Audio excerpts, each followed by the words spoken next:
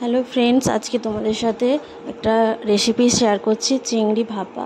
তো দেখো, প্রথমে চিংড়ি নিয়ে নিয়েছি, তারপরে নারকেল বাটা, পোস্ত বাটা নিয়ে নিয়েছি। নারকেল পোস্ত বাটার সাথে নিয়েছি কাঁচা লঙ্কা, টমেটো, নুন, হলুদ, সামান্য একটু চিনি আর কাঁচা তেল। সব কিছু একসঙ্গে নিয়ে একটা বাটির মধ্যে ভালো করে ওটাকে ম্যারিনেট করব। সুন্দর করে ম্যারিনেট করে ভালো করে মেখে চেখে আমি মোটামুটি 1-1.5 ঘন্টার জন্য রেখে দেবো। খুব শর্ট রেসিপি, কিন্তু খেতে খুব ভালো হয়। হ্যাঁ, তোমরা বাড়িতে সবাই ট্রাই করো।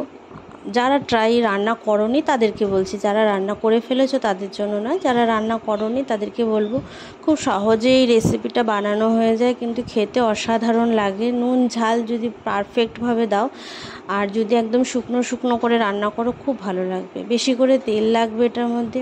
তেলটা বেশি করে দিয়ে যার হাতে যেরকম টাইম থাকবে সে সেরকমভাবে ম্যারিনেট করে রেখে দেবে ফ্রিজের মধ্যে ঢাকা দিয়ে। তারপরে আমি মোটামুটি 1 ঘন্টা ম্যারিনেট করে রেখেছিলাম, কারণ তার আগে আমার কিছু রান্না ছিল, সেগুলো আমি সেরে নিচ্ছিলাম।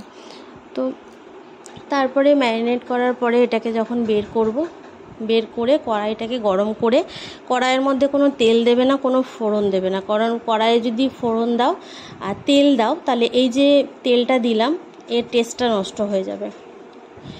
তো আমি সব কিছু বের করে কড়াই গরম হওয়ার পরে আমি পেস্ট ঢেলে দিয়েছিলাম। চিংড়ি মাছ হচ্ছে, চিংড়ি মাছে এটা আমি ঢাকাটা প্রথমে দিয়ে তারপরে আবার ঢাকাটা খুলেছিলাম। তো 20 মিনিটের মতন চিংড়ি মাছটা আমি রেখেছিলাম কড়াইয়ে দিয়ে, একদম শুকনো শুকনো যখন হয়ে গেল, লাল লাল হয়ে গেল, তেল ছেড়ে গেল, তখন আমি নামিয়ে নিলাম। তো আমার চিংড়ি ভাপাটা কেমন লেগেছে অবশ্যই বলো।